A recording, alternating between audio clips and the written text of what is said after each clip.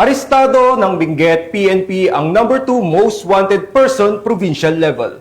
Ang buong detalye ng balita ay tinutukan ni Police Master Sergeant J. Ford Junicio.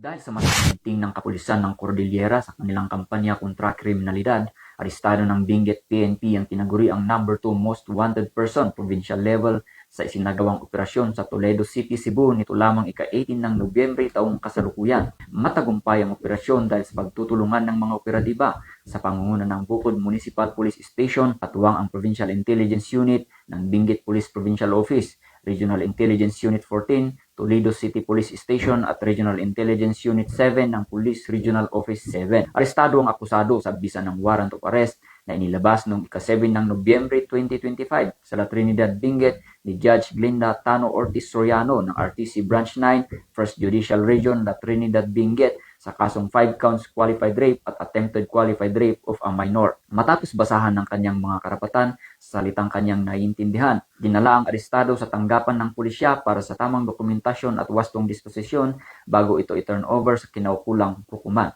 Ang matagumpay na operasyon ay patunay sa dedikasyon at determinasyon ng Benguet PNP na mahuli at panagutin ang mga may sala sa batas upang mapanatili ang kaayusan at kapayapaan ng kanilang kinasasakupang komunidad. Mula dito sa Police Regional Office Cordillera, ako ang inyong PNN Correspondent, Police Master Sergeant J. Ford Junicio. Alagad ng batas, taga-taguyod ng balitang